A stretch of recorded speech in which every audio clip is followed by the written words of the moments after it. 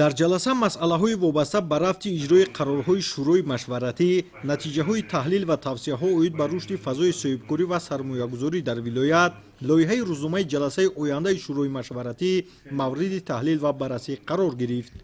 аз рӯи тартиботи лоиҳаи рӯзномаи шӯро, гузориши котиби шӯрои машваратӣ оид ба рафти иҷрои тавсияҳо ва нақшаҳои кории котиботи шӯрои машваратӣ шунида шуд. иброз гардид ки дар давраи гузашта шӯрои машваратӣ бо мақсади иҷрои дастурҳои роҳбарияти шӯро дар ҳамкорӣ бо бахши хусусӣ дар доираи беҳтар кардани фазои сармоягузорӣ ва соҳибкорӣ ва ҳамкориҳои мутақобилан судманд бо давлатҳои ҳамсоя як қатор вохӯрӣ ва форумҳои сатҳи баландро доир намуданд ки ба рушди фаъолияти шӯро мусоидат мекунанд.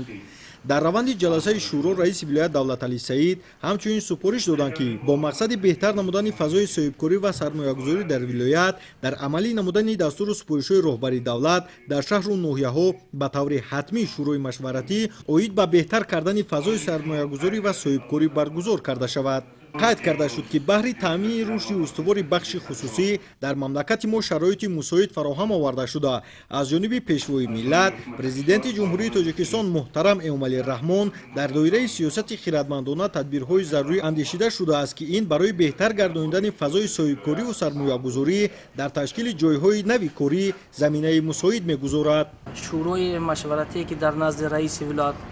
гузашт, ин барои соҳибкорон, барои бахши хусусӣ бисёр як муҳим ҳаст. барои чӣ муҳим аст? мо аз таҷрибаи ҳамдигар меомӯзем, аз кор, фаъолият, пешравӣ ва ҳамаи мо шоҳид ҳастем ки тақозои замони имрӯза, яъне ки бозорҳо ин чида, яъне ки конкуренсия, рақобатро талаб мекунад. агар ки мо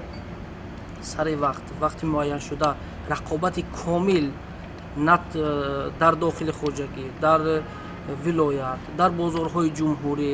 ва барои содирот ивазкунандаи маҳсулотҳои кишоварзӣ агар рақобати комил вуҷуд дошта набошад, мо чанд зина, яъне истеҳсолоти тамоми намуди маҳсулотҳоро чикор кам мекунем. вақте ки маҳсулота кишт кардану ҳосил баровардан ин як масъала аст, вале ва бо нархи дастрас бо сифати хуб фурӯхтан яке ба фурӯш баровардан ин масъалаи бениҳоят муҳим аст ки ино ба ҳамдигар яъне алоқаманд ҳастанд. агар беҳтар мешуд ки ҳамин шӯроҳо, ассотсиатсияҳо чанд қадар сари ҳар моҳ, 2 моҳ, 3 моҳ баргузор шавад, мо бо тавсияи мутахассисон, бо маслиҳати ҳамдигар барои пешравии сатҳи иқтисодиёти ҳам вилоят ҳам ҷумҳурӣ яъне таъсир расонда метавонем. аз рӯи масъалаи якум баррасии татбиқи барномаи рушди агроозуқаворӣ ва кишоварзии устувор барои то соли 2030 агробизнес дар вилояти Хатлон муовини аввали раиси вилоят баромад намуда қайд намуданд ки вилояти Хатлон яке аз тавлидкунандагони асосии маҳсулоти кишоварзӣ дар кишвар мебошад ва беш аз 60% маҳсулоти кишоварзӣ аз ин вилоят истеҳсол мегардад. ҳамзамон дар баробари таъмини бозорҳои дохилӣ деҳқонони вилоят бо таҷрибаи баланд ва истеҳсоли маҳсулоти рақобатпазир содироти онро ба хориҷи кишвар низ ба роҳ мондаанд. дар идомаи ҷаласаи 18-уми шӯрои машваратии назди раиси вилоят оид ба беҳтар намудани фазои соҳибкорӣ ва сармоягузорӣ аз рӯи масъалаи дуюм барои татбиқи барномаи рушди содирот барои солҳои 2021-2025 дар вилояти Хатлон намояндаи агентии содироти назди ҳукумати ҷумҳурии Тоҷикистон баромад намуда қайд кард ки дар кишвар беш аз 80 ширкатҳои содироткунандаи молу маҳсулот мавҷуд мебошад ки аз ин 30 адади он аз вилояти Хатлон аст.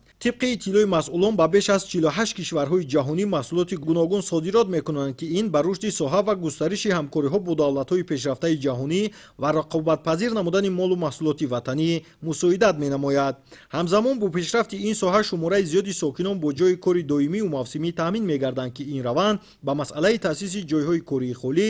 барои занон ва ҷавонон мусоидат хоҳад кард. дар вилояти Хатлон беш аз 1 миллион 800 ҳазор нафар занон истиқомат мекунанд ки аз ин 49 ҳазори онҳо дар соҳаи маориф, 25 ҳазори дигар дар соҳаҳои тандурустӣ фаъолият доранд. ҳоло дар вилоят 19 ҳазор зан роҳбарони хоҷагиҳои деҳқонӣ мебошанд ва баҳри ҳарчи бештар ҷалб намудани занони хонашину ҷавонон ба шуғл дар вилоят марказҳои касбомӯзӣ таъсис ёфтааст ва ҳамасола шумораи зиёди занону модарон соҳибкасб мегарданд. дар идомаи кори шӯро пешниҳоди коршиносони бахши хусусӣ оид ба арзёбии рушди соҳаи кишоварзӣ бахусус сабзавоткорӣ боғдорӣ ҷиҳати устувор намудани содироти маҳсулоти кишоварзӣ аз вилояти Хатлон вобаста ба беҳтар кардани ҳосили зироатҳо ва дар ин замина таъсиси корхонаҳои хурди коркарди маҳсулоти кишоварзӣ шунида шуд.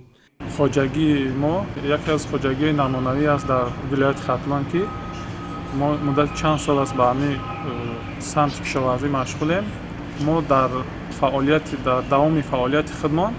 мо як бунёди гармхонаи замонавӣ ба шароитҳои муосир сохтем ки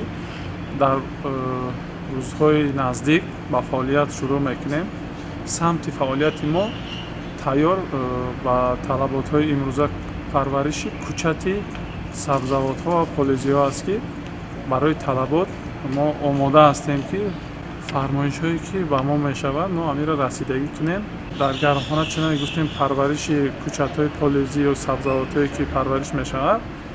ба сифати баланд ва ба талаботҳои муосир замонавӣ ҷавобгӯ бошанд ки деҳқононе ки аз мо бурда дар гармхонаҳо ё ки дар заминаи кушод мешинонанд ҳосили фаровон бигиранду фоидаи хуб ба даст биёранд. зимни баррасии масъалаҳои ҷаласа раиси вилоят мунтазам вусъат ёфтани раванди ислоҳотро тавассути муколомаи озоди байни давлат ва бахши хусусӣ бо баргузории ҷаласаҳои шӯро қайд намуда дар ин замина беҳтар гардидани фазои сармоягузорӣ дар соҳаҳои воқеии иқтисодиёт ва рушди бахши содиротро аз вилоят натиҷаи фаъолияти самараноки шӯро арзёбӣ намуданд. дар охир роҳбарияти вилоят вобаста ба баргузории ҷаласаи 18-уми шӯрои машваратӣ назди раиси вилоят оид ба беҳтар намудани фазои соҳибкорӣ ва сармоягузорӣ ва нақшаи кории котиботи шӯро беҳтар кардани сатҳи муколомаи бахши хусусӣ бо сектори иқтисодии давлатӣ изҳори назар намуда ба роҳбарони ташкилоту муассисаҳои вилоятӣ аъзоён ва котиботи шӯро тавсияҳои судманд пешниҳод намуданд.